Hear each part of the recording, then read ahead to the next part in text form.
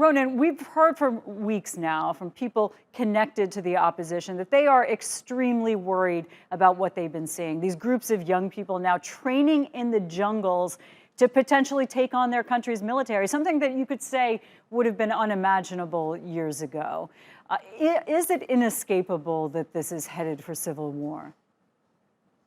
Well, if the military of Myanmar refuses to stand down, then the resistance is simply going to continue. What we're seeing is ordinary people being politicised by the coup in Myanmar. There was a democratic election last November. There was members of parliament elected, but they've been arrested. They haven't been allowed to take up office. The military's seized power, and the people of Myanmar just don't accept that. And what we're seeing with people training is that they see this as a once-in-a-generational opportunity to get the military out of power in Myanmar. Part of the reason that they're so motivated is that even before the coup, the military had a lot of privileges in Myanmar.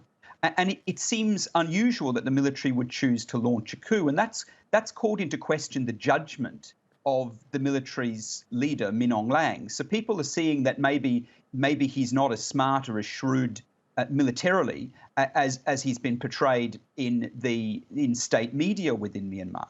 There's also been opportunities but people have also been motivated because they've seen others resisting the military. There was a small community in Chin State resisted military rule. They took up arms to fight the military. I mean, these were ordinary people wearing flip-flops and fighting with weapons that wouldn't have been out of place in the Second World War, but they held off Myanmar's military for some quite considerable amount of time. This is giving people the impression that this is a military that, yes, it's brutal when it uses divide and rule tactics. Yes, it's horrible to people, it arrests them, it shoots them.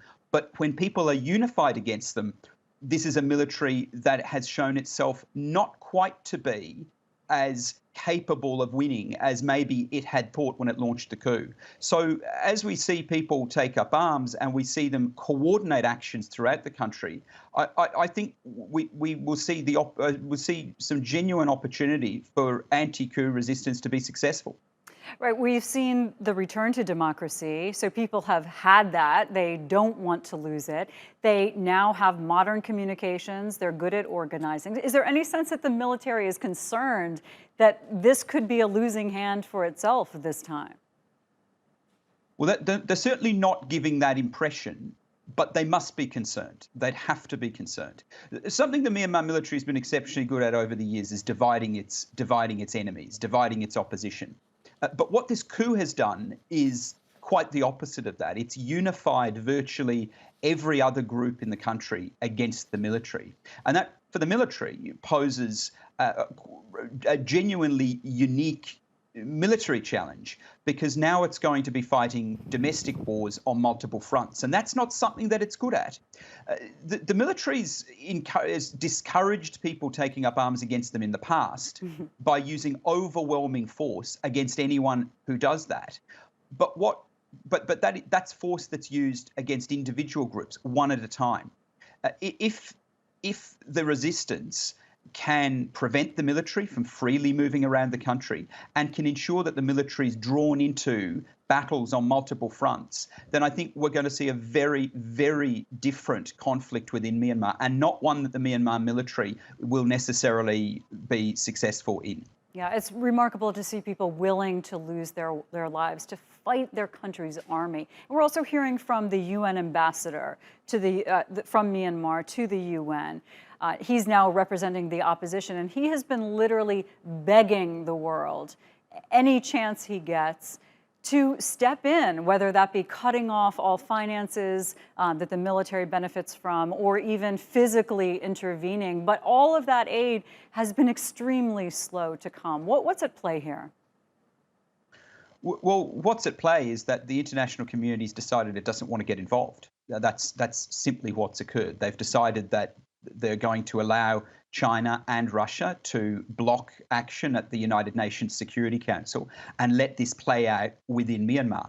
And we're seeing the catastrophe that has contributed to. I mean, this is an instance where the people of Myanmar have made abundantly clear that they want the democracy back.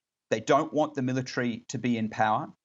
There's a parallel government now, the National Unity Government, that's showing itself to be prepared to reach out to groups like the Rohingya community that the military had no time for. These are very positive steps, but the calls by the people of Myanmar to the international community are not been heeded. I mean, the international community, quite frankly, the United Nations Security Council has left the people of Myanmar at the mercy of a brutal military dictatorship.